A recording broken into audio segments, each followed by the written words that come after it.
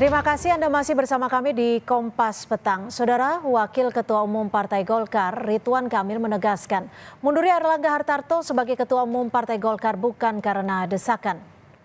Ridwan Kamil memaknai mundurnya Erlangga dari kursi Ketua Umum Partai Golkar adalah sebagai suatu hal yang wajar dalam internal suatu partai. RK juga memastikan mundur Erlangga tidak ada kaitannya dengan tawar-menawar politik di Pilkada Jakarta dan tidak akan mempengaruhi dirinya maju sebagai bakal calon gubernur Jakarta. Enggak ada, saya juga menyimak seperti yang media simak. Jadi seperti yang disampaikan Pak Erlangga aja. Dan itu kan dalam dinamika kepartean hal yang lazim dan rutin. Tapi ini mengganggu pencalonan Kang Emil, karena Pak Yusuf Hamka itu mundur dari partai. Itu kan mundur pribadi, kan ada ratusan yang sudah diputuskan secara organisasi. Dan kita kan partai besar, tidak tergantung oleh satu dua individu. Saya Hubungannya juga nggak soal pilkada Jakarta, mundurnya? nggak ada hubungan. Dengan mengucapkan Bismillahirrohmanirrohim serta atas petunjuk Tuhan Yang Maha Besar, maka dengan ini saya menyatakan pengunduran diri sebagai Ketua Umum DPP Partai Golkar.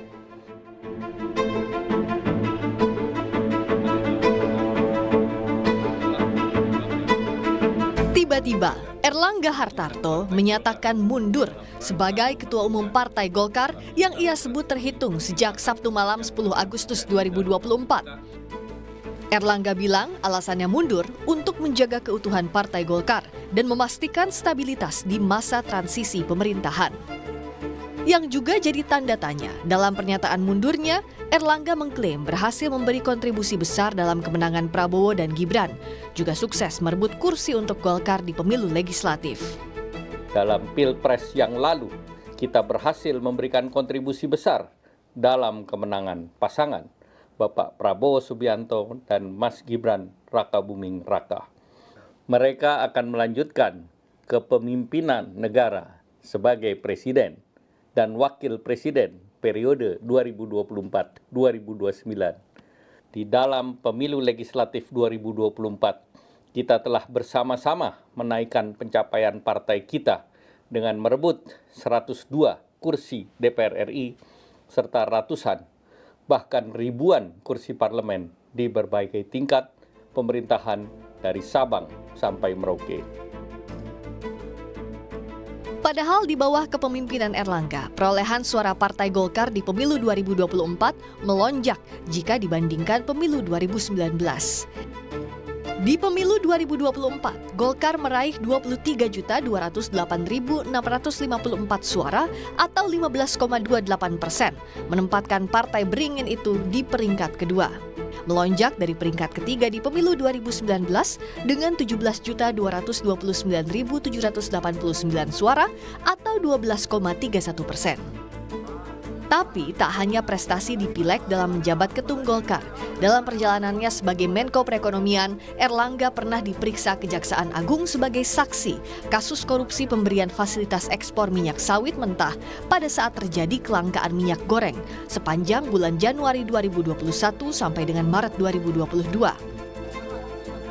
Namun, pengamat politik Yunarto Wijaya menyebut harus dicermati jika kasus itu dieskalasi dalam waktu dekat. Apakah murni penegakan hukum atau ada politisasi hukum? Toto menegaskan jangan sampai isu politisasi hukum untuk memasukkan sosok tertentu atas restu penguasa terjadi. Karena bisa jadi presiden buruk sistem kepartaian modern.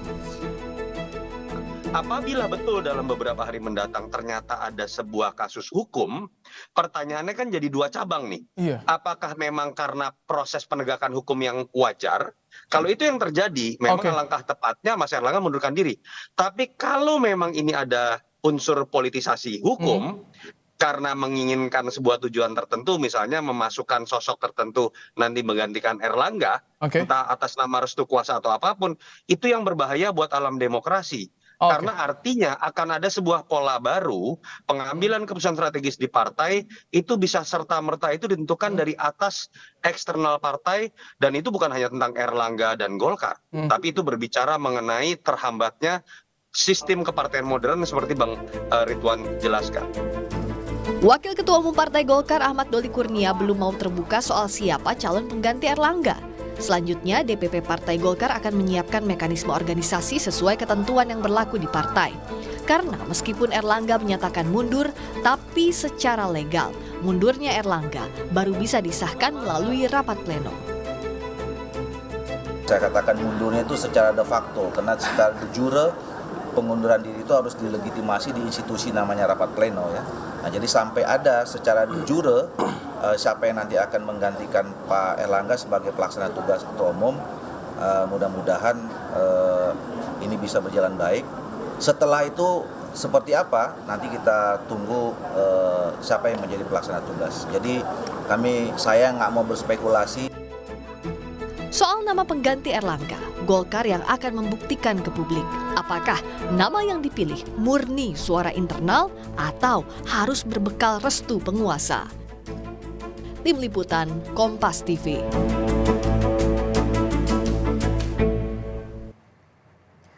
Momen keakraban Menko Perekonomian Erlangga Hartarto dan Menteri Investasi Bahlil Lahadalia menjadi sorotan pasca Erlangga mengundurkan diri dari Ketua Umum Partai Golkar pada hari Minggu kemarin. Keakraban ini terlihat saat para menteri tengah melakukan sarapan menjelang rapat paripurna dimulai. Saat hendak berfoto, Menteri Bahlil menarik sebuah kursi dan guyonan mengenai kursi langsung dilontarkan Erlangga kepada Bahlil dan ditanggapi menteri lainnya.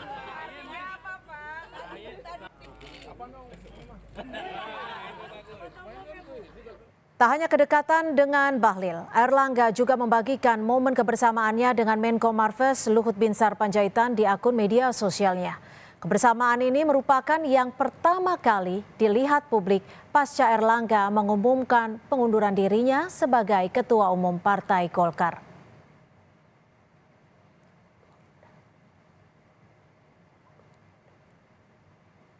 Erlangga mundur. Siapa yang ingin kuasai Partai Golkar? Kita akan bahas bersama dengan Hanta Yuda, Direktur Eksekutif Poltreking Indonesia, dan juga Nurdin Halid, Wakil Ketua Umum Partai Golkar. Selamat petang, Mas Hanta. Selamat petang. Dan kita masih menunggu untuk bergabungnya Pak Nurdin Halid. Saya ke Mas Hanta terlebih dahulu. Mas Hanta, terbilang tiba-tiba dan juga dikabarkan tidak ada diskusi ataupun tidak ada komunikasi sebelumnya terkait mundurnya Erlangga. Apa yang Anda baca dari ketiba-tibaan ini?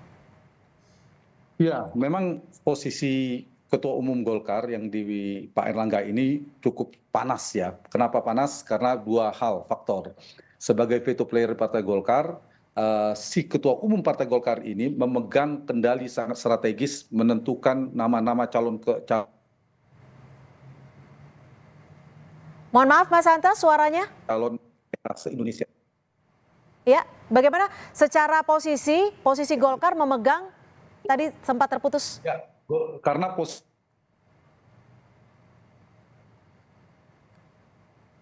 Ketua Umum Golkar ini sangat strategis per hari ini. Satu adalah dukungan tanda tangan Ketua Umum Golkar saat ini itu sangat menentukan calon gubernur, bupati, wali kota lebih di 500 lebih. Jadi ada momentum pilkada serentak. Jadi kalau Ketua Umumnya berganti, ada indikasi posisi-posisi wilayah strategis itu bisa berubah. Nah, bisa jadi yang melatar belakanginya juga ada dinamika terkait dengan nama-nama yang tidak sinkron antar beberapa pihak aktor politik di dalam penentuan dinamika calon kepala daerah, terutama di Golkar. Yang kedua, posisi player Ketua Umum Golkar itu sangat menentukan nanti di pergantian suksesi pemerintahan baru Prabowo Gibran, itu juga memiliki hak prerogatif tanda petik siapa menteri yang akan dikirim oleh Ketua Umum Golkar ke pemerintahan baru.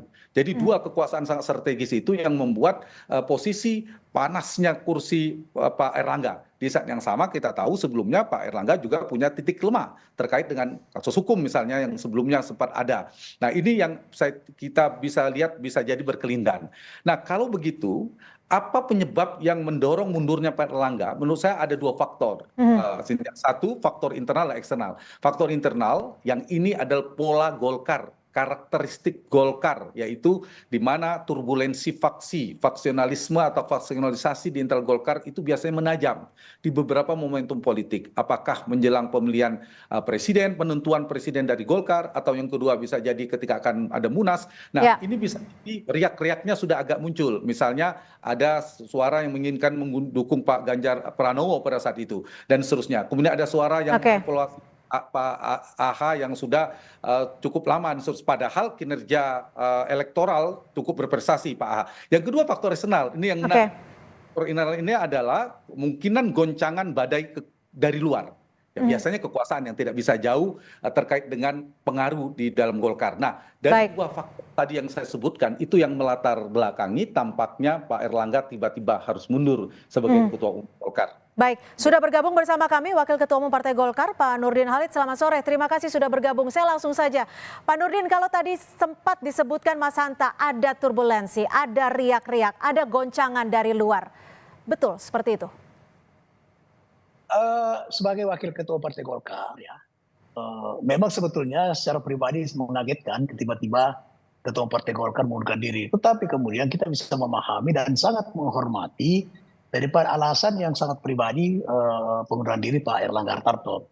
Dan kami tidak membaca dan tidak melihat sama sekali ada turbulensi dari luar, ya. Ya kalau pengamat ya bisa saja mengatakan seperti itu. Tapi kami secara internal di Partai Golkar sebetulnya baik-baik saja, tidak ada hal yang perbedaan yang menjurus kepada perbedaan yang bisa menciptakan perpecahan sebetulnya di Partai Golkar. Kita sekarang fokus konsentrasi untuk menangkap pilkada di mana Ketua Umum Pak Erlangga dan rapat pleno yang lalu kita mencanangkan untuk memenangkan pilkada 60%, dan proses untuk itu sekarang ini sudah menuju pada puncak untuk penetapan calon peserta pilkada itu. Ya. Nah ini memang tiba-tiba Pak Erlangga mengundurkan diri itu alasan yang sangat pribadi dan tentu kita tidak bisa mengetahui apa yang sangat pribadi. Tapi begini Pak Nurdin, sebetulnya bahwa ya. Tapi kalau dari secara pengalaman Partai Golkar merupakan salah satu partai terbesar di Indonesia, pernah tidak ada seorang ketua umum yang mengundurkan diri atas nama pribadi tanpa konsultasi, tanpa diskusi terlebih dahulu, dengan alasan menjaga keutuhan partai?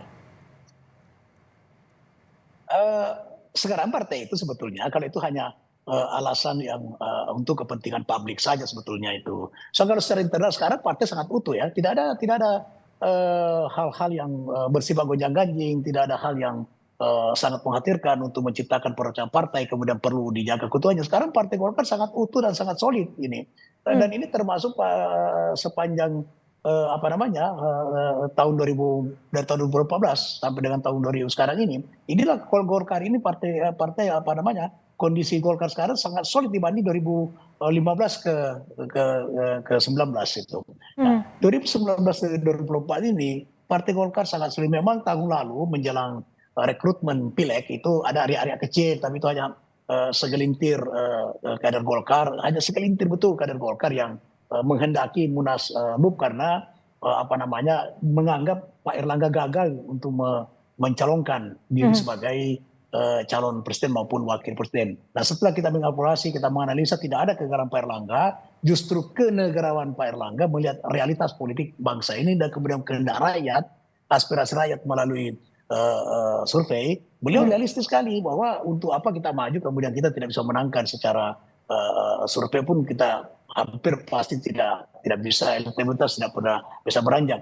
Justru itu adalah memperlihatkan Pak Erlangga seorang tokoh yang sangat menghormati daripada aspirasi rakyat, kemudian mementingkan kepentingan negara yang lebih besar dibandingkan kepentingan pribadinya maupun kepentingan Partai Golkar. Itu tunjukkan. Kemudian kalau ada yang mengatakan bahwa ada turbulensi dari luar atau ada intervensi, kita tidak melihat itu. Pak Erlangga baik secara pribadi maupun kapasitas sebagai ketua umum itu sangat dekat dengan Pak Jokowi, sangat dekat dengan Pak Prabowo. Jadi menurut saya kedua beliau ini tidak ada cawe-cawe yang bisa membuat Pak Erlangga itu mundur. Menurut saya, ya, karena kedekatan, hubungan emosional, kemudian partisipasi Partai Golkar, baik secara partai maupun secara pribadi Pak Erlangga itu luar biasa terhadap bangsa dan negara ini dengan Pak Presiden Jokowi maupun Presiden terpilih. Kita kemarin adalah salah satu partai dan partai koalisi yang sangat dominan dalam memenangkan Pak Pak Pak Prabowo dengan Gibran, itu bisa dilihat dengan hasil survei berapa pemilih Golkar, simpatisan Golkar yang memilih Pak Prabowo itu lebih tinggi daripada partai-partai lain. Nah, itu ada sesuatu kenyataan, dan itu yang mengatakan bukan Golkar, tapi itu adalah lembaga survei itu. Kalau dari Mas Hanta sendiri melihatnya bagaimana? Ada tidak faktor Jokowi terkait dengan mundurnya Erlangga dari kursi Ketua Umum Partai Golkar? Kalau faktor Pak Jokowi itu faktor eksternal ya. Kita bicara yang di dalam. Di Golkar ini memang menarik. Kebetulan riset tesis saya tentang Partai Golkar, sering berinteraksi dengan Golkar, termasuk dengan Pak Nurdin Halid yang selalu menghiasi dinamika ketika ada munaslup di Partai Golkar. Dan konfirmasi misalnya keinginan mengadakan munaslup atau munas dipercepat itu cukup kencang sebenarnya di Partai Golkar. Ya. Jadi melihat Golkar itu kan luas ya, ada yang di dalam struktur kekuasaan Golkar itu mungkin sangat solid, tapi ada orang-orang kuat Golkar, tapi di luar struktur kekuasaan dan sebagainya itu juga ada. Misalnya suara-suara dari anggota Dewan Pakar seperti Pak Ridwan Hisam, itu kan kerap Golkar dari dalam juga mengkonfirmasi bahwa ada dinamika di internal, ada bahkan disebutkan 3 kelompok yang mendorong ada munaslup dan seterusnya. Sehingga meskipun mana yang paling kuat, saya pikir tidak bisa dipungkiri ada faktor di Golkar, bukan sesuatu yang buruk. Di partai ada faksionalisme, itu justru membuat partai itu sehat, tinggal partai itu bisa mengelolanya. Turbulensi faksi itu justru menjadi titik membuat partai itu semakin kuat. Nah, poin saya tidak bisa dipungkiri ada keinginan antara Munas tetap di Desember, Munas dipercepat, belakangan kemudian Munaslup. Dan dengan mundurnya Pak Erlangga, maka itu membuka pintu kemungkinan Munas dipercepat alias Munaslup. Itu realitas yang pertama, bahwa kapan Munaslupnya, apakah akan aklamasi ketua umumnya, apakah akan ada pemilihan secara terbuka dan seterusnya. Itu satu. Yang kedua, saya menjawabnya begini, pertanyaan Sita tadi bahwa pemilihan ketua umum Golkar sebelumnya, tidak hanya sekarang, sejak era Pak Akbar Tanjung, Pak Abu Rizal Bakri, Pak Yusuf Kala, Pak Setia Novanto, Pak Airlangga Hartarto, ada 3 faktor sangat menentukan variabelnya. Dari yang pertama sampai ketiga, yang pertama yang paling kuat, faktor pertama adalah faktor pengaruh dan restu kekuasaan. Tidak bisa dipungkiri. Silakan buka rekam jejaknya. Yang kedua adalah faktor di mana pengaruh dari kekuatan logistik. Dan yang ketiga adalah faktor kekuatan jejaring pemilik suara, organisasi, DPD dan sebagainya. Tetapi kalau diurut itu biasanya yang menang adalah yang dekat dengan kekuasaan. Betul kata Pak Nurdin, semuanya dekat, semua dekat. Apalagi Pak Erlangga sangat dekat sekali kepada Presiden. Tapi biasanya itu kalau nanti dibuka setelah ini pertarungannya, itu yang paling dekat dengan Presiden biasanya menangkan pertarungan. Kita buka saja Pak Abu Tanjung saat itu sangat dekat sekali dengan Pak Presiden Habibie, Pak Abu Rizal Bakri, Pak Yusuf Kala, apalagi di dalam pemerintahan Pak Abu Rizal Bakri dengan Pak SBY, Pak Setia Novanto, Pak Jokowi, dan terakhir Pak Erlangga dengan Pak Jokowi. Nah, hari ini maka kalau saya balik kalimatnya, ke depan itu siapa yang sangat menentukan. Kalau Munas Golkar diadakan pada bulan Desember 2024, maka faktor Prabowo Subianto sangat menentukan. Oke, kalau sebelum itu? Pak Nurdin, dilakukan sebelum pergantian pemerintahan, hari ini yang sangat menentukan menurut saya adalah Presiden Joko Widodo. Oke, jadi patokannya ada di situ ya. Tapi sebelumnya kita simak dulu Menteri Investasi sekaligus politisi Partai Golkar, Bahlil Lahadalia, yang angkat bicara soal mundurnya Erlangga Hartarto dari kursi Ketua Umum Partai Golkar. Bahlil mengaku tidak tahu menahu soal dinamika yang terjadi di dalam internal DPP Partai Golkar karena ia tidak masuk ke dalam kepengurusan. Saya nggak tahu ya, saya betul kader Golkar, tapi sekarang kan bukan pengurus DPP, jadi saya tidak tahu apa yang terjadi di sana. Ya. Tapi mundurnya Pak AH itu akan mengganggu persiapan pilkada nanti nggak sih Pak? Oh, saya no comment lah kalau urusan itu. Baik, terima kasih Bapak. Ini kalau dari partai sendiri, dari internal partai, biasanya memang untuk seorang kader, apalagi untuk seorang Pak Bahlil gitu, tidak mengetahui terkait dengan pengunduran diri dari Ketua Umum Pak Erlangga? Pak Nurdin?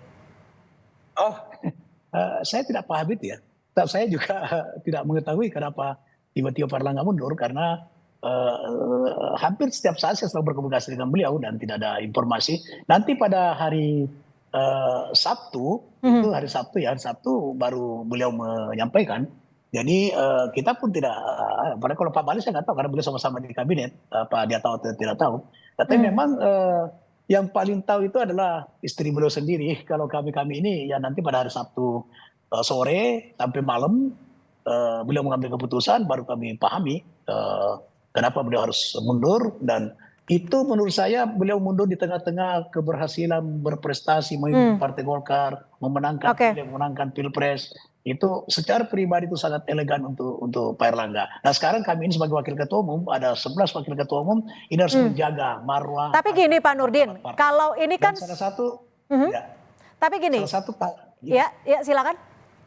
Salah satu keandalan keunggulan Partai Golkar adalah di dalam prosesi memimpin itu demokratis ya.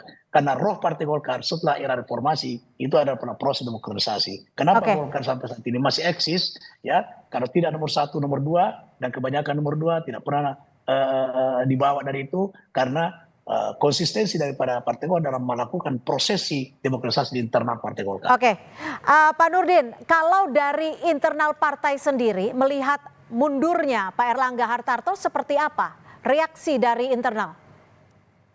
Ya memang sebagian besar daripada kader Partai Golkar, DPP maupun DPD 1 itu memang sebetulnya mengagetkan dan menyayangkan. Tapi setelah kita mendengar pertimbangan yang rasional, yang produktif ya demi eksistensi Partai Golkar ke depan, maka kami bisa memahami dan sangat mengerti serta memberikan apresiasi dan penghormatan yang sangat tinggi kepada Pak Erlangga karena jasa beliau yang luar biasa di Partai Golkar.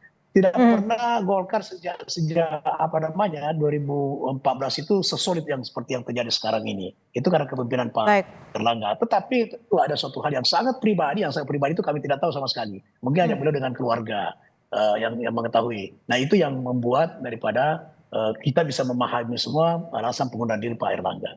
Oke, Mas Hanta, ada setidaknya 2 nama yang menguat di publik. Ada nama Andi Gumiwang dan juga Bahlil Lahadalia. Bagaimana Agus Gumiwang, maaf. Bagaimana Anda melihat kedua nama ini?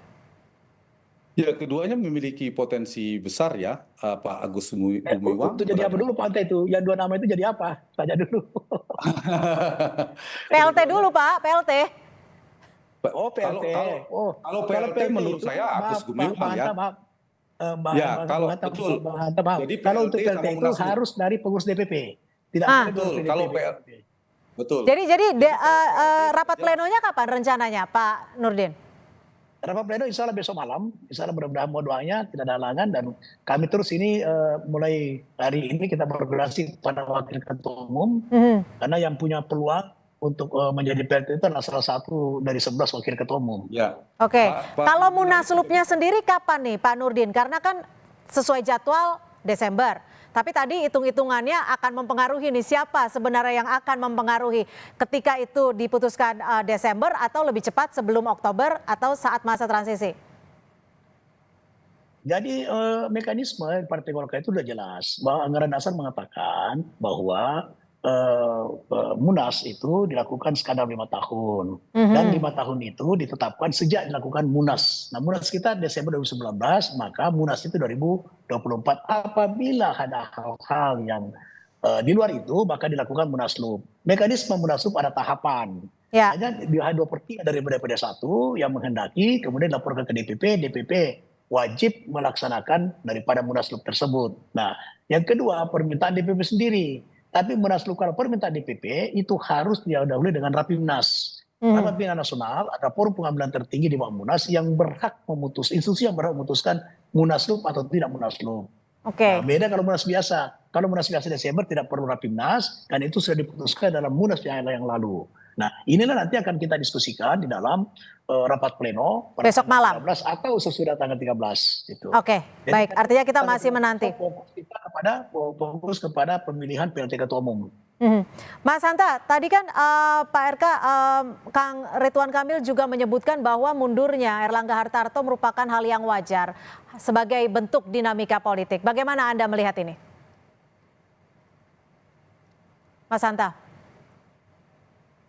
Iya, tadi sudah diklarifikasi juga oleh Pak Nurdin Halid ya, bahwa udah keputusan pribadi. Realitasnya sekarang Pak Erlangga sudah mundur, tentu punya catatan prestasi elektoral beliau juga bagus itu. Nah, cuma tadi pertanyaan Cynthia tadi saya luruskan, saya kira Pak Bahlil dan Pak Agus Gumiwang itu konteksnya Munaslup. Kalau PLT itu memang Agus Gumiwang, karena nama itu cukup kuat mengarah ke sana. Tapi kalau nanti Munaslup, biasanya lihat mereka punya posisi publik. Ketua DPRK, Menteri, Wapres, biasanya itu menjadi kandidat kuat. Yang kedua, biasanya mendapatkan restu dan pengaruh dari kekuasaan. Itu dua faktor yang dilihat, barulah nanti mempengaruhi pemilik suara. Nah, kalau namanya Munaslup, menarik saya, kalau PLT saya kira sudah arahnya sudah jelas ya, harus satu di antara 11 waketum itu mungkin Pak Agus Gumiwang. Nah, Agus Gumiwang mungkin akan menjadi calon kuat dari kelompok struktur yang sekarang sudah ada. Bisa jadi nama Pak Bahlil seperti pertanyaan Cynthia tadi, yang katanya sangat dekat dengan Pak Jokowi, tentu Pak Agus juga dekat. Yang ketiga bisa jadi Pak Bambang Susatyo, yang hari ini sedang bersilaturahmi ke Pak Surya Paloh, bisa jadi akan masuk nama-nama itu, tiga kuatnya. Tapi di luar itu bisa jadi Pak Doli Kurnia juga bagus, Pak Nurdin Halid juga sudah sangat bisa jadi masuk jadi ketua umum banyak. Tapi tiga yang tadi saya kira sangat mungkin ya muncul dalam kontestasi pemilihan suksesi Partai Golkar ke depan. Tapi gini, ke Pak Nurdin bergantung nanti jadwalnya. Ada PLT ditentukan, nanti menentukan Rapimnas, baru Munaslup. Nah, di Munaslup ini kapan waktunya? Kalau Munaslupnya sebelum Oktober, maka faktor Pak Joko Widodo sangat penting itu. Tapi kalau Munaslupnya setelah 20 Oktober, faktor Prabowo Subianto yang lebih besar. Di luar faktor internal yang seperti Pak. Ya, Mas Hanta, gitu, terkait Erlangga yang mundur, yang mengatakan ini ia lakukan secara ikhlas atas keinginan pribadi.